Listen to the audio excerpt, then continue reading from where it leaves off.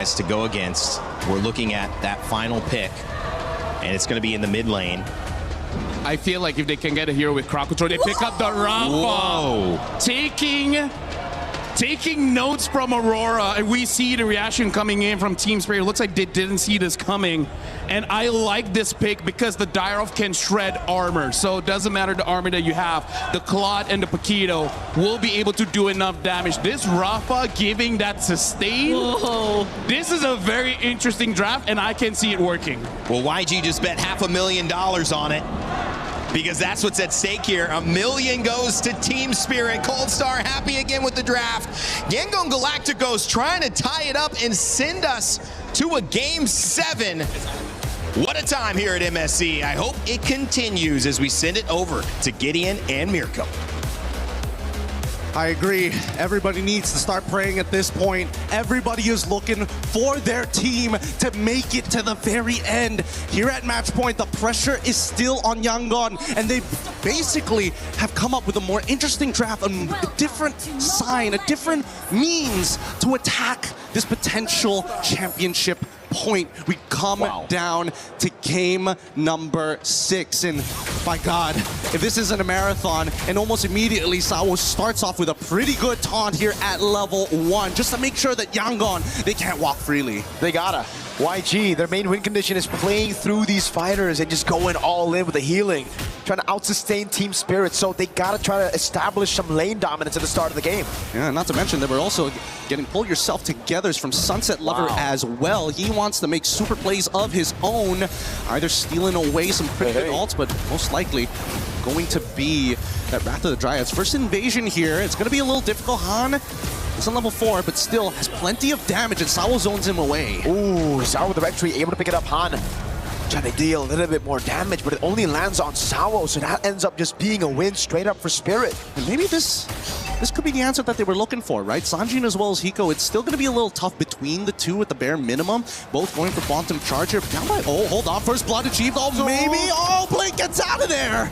Clutch flicker from Blink to get away, to evade from a possible first blood, to send Team Spirit into that spiral of snowball. Man, this game has got me, even me, antsy. I don't know when the next big play is going to come, but at least we know. Uh-oh, Kai's in a bit late. Oh my God, it's gonna be the regen, the last hit, the flicker out. No way. How? He managed, he's got like no HP. He's literally at 1. You don't even see the green in his health bar anymore. As now they attack the bottom side, they got the Purify out of Kid Bomba. This upcoming turtle is going to be highly contestable, but Ying needs to dominate. He needs to show control over this lane and make sure that they have first position. Whoa, Sawo, or what? Face check in the bush against a Dyrog, gets insta-bursted down. Now it's Sawo with Revitalize, able to get the taunt as well, but the rest of the team comes around, and Ying gets a double. The damage is good. Wrath of the Dryads is already out, but they have to back away from this. This is an unwinnable position for Team Spirit, and Yangon take the very first turtle of the game. Big taunt, Sunset Lover as well with the face check. Team Spirit getting a bit too impatient with these openings. Is it impatient or was it necessary? I don't know. It's a tough call here because now they're going once again attacking onto Kid Bomba's side, and I think it's just a little bit of disrespect coming in from Sawo. Wasn't really expecting to get knocked up out of his taunt by Han, but at the end of the day it happens, but it's not the end of the world. The lead is still very minute. We haven't gotten to the dangerous 2K territory, but we're basically a quarter to halfway there. With 10 more seconds left on the clock before that orange buff alongside with the Lethal Wanderer.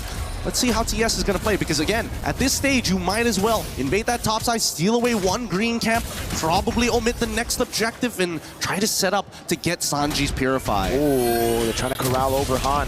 Taunt doesn't land. Now they're all in over. Knockout strike as well.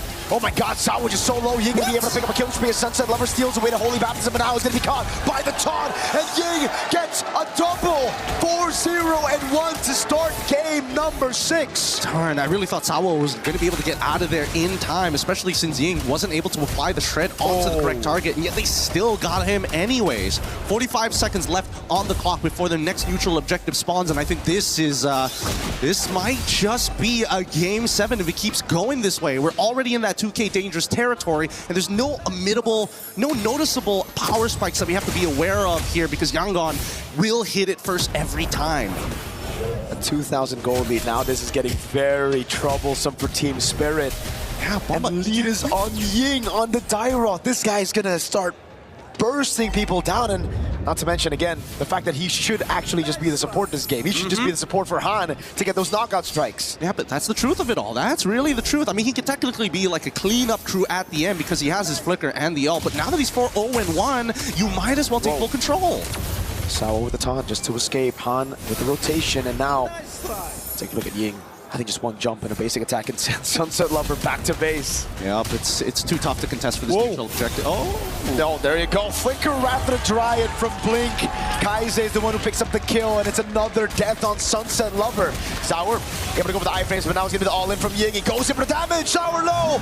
Revitalize comes around with Bomba, and Sour gets out. And this is why it's dangerous, especially for a winning lane Dairoth. Once he has that lead, once he has that snowball on top of it all, and a Sky Piercer coming in from Hans, like, it is clear. Ying's whole job, shred, play as much damage as possible, and shred as many targets as you can from Team Spirit's side, and hopefully Han should clean up the rest.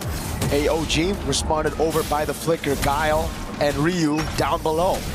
Yeah, I mean, the Street Fighter gang looking for a T2 down on that bot side. It's forcing a reaction coming out from Team Spirit. Hey, wait a second. They Ying with the dash, Cyclone Eye, bringing him to a place that you shouldn't want to be, but they get out. They have to burn a flicker, but, you know, they get out. It's not bad. It's not bad. Yangon were definitely in Team Spirit's basement there for a while, but they managed to sneak their way back out.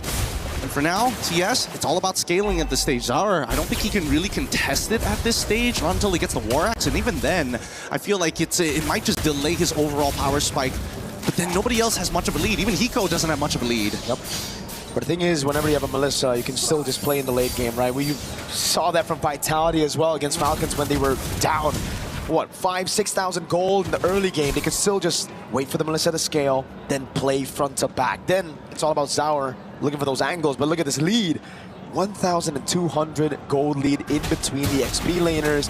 Then it's just everybody who's up ahead, 500, 600. Yeah, they're just stacking up as much of the lead as they possibly can here. They might find something else. His Blink, he's looking for an opportunity. Good taunt of disengage, but Zaur's still going to be caught. Oh, he doesn't even have the iframes. It was on cooldown. Zaur trying to save him now. He puts himself in 1v5. It's a double for Han, and he has a Sky Piercer. Man, that was a bad direction to actually go for the dashes. He double dashed away from Sawo when he should have gone around Sawo back into his own territory. That probably should have been it. Without the combo points, without the iframes, he just can't get out. He just doesn't have the cooldowns yet to be able to make these super plays like he has done earlier in the series. At this stage, it's starting to get a little dangerous because Yangon, we've seen them with a 5.5k lead. They are looking for everything across the map, every tier 1. 6,000 gold ahead. Hiko. Oh man, even on the turret, it's Hiko losing out of the trade, and Zaur gonna be extra careful, my guy. Oh god, that was just one strike. That was just one skill too. Yeah, and they're saving the combo here, making sure that they're threatening them through their life totals. But just the raw sustain coming in from Yangon's, it's becoming really, really difficult to keep on contesting because as much as you want to wait for your cooldowns to come back off, it's just, it doesn't matter if you're not getting yourself that net profit. And now, let's look at the items real quick because Sawo, smartly enough, decides to go at least to get the Chastised Pauldron. The War Axe is still underway here. Okay. Sawo should be fine, but they don't get the AOG out of him just yet. Oh, even with the dive on Sawo, revitalized there, and the Rathan tried as well, but that's going to be the all-in double already. Go away right there. Sunset Lover able to pin them all down. The falling Star Moon locks him, but there's no damage. Bomba taken out by Han Ying. On their turret, Hiko picking up the kill. Flickers out of safety and finally is able to get a kill on board for Team Spirit. Yep, and they're also going to get the holy shielding by the mid lane. Wow. Everything that could have gone right for Yangon Galacticos have gone right. And better yet, hey Ying, don't let you give the shutdown. It's fine. It's completely okay. Great shred as it was applied on the multiple frontliners, and more importantly, Zaur, he just doesn't have the cooldowns to keep iframing forever here. But the worst part about it is that when you think that the Wrath of Dryads is just done, all of a sudden, you start seeing Kaise just saying, you know what, slow down or completely stop. Halt right there. Hope still in the air for Team Spirit. It's so low, but there is still hope because of that shutdown. Now it's all on Hiko. Their wave clear, not that good.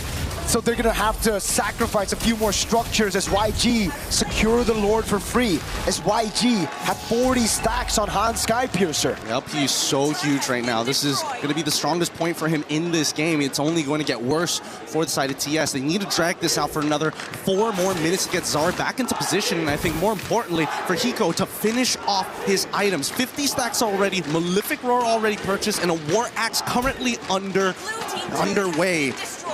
It's 50. It's not even 40, it's 50. Okay. A siege in the mid lane.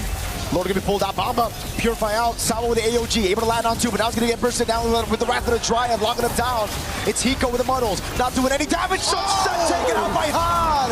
Go away already by Hiko. He's able to find some damage right now as he goes on to Han, and falling Star Moon. He's able to lock him down, but it's not. Blazing duet from Sanjay! And they 5'd it! Zara the next to fall, and Yangon Galacticos make it even faster! 11K ending, guess what?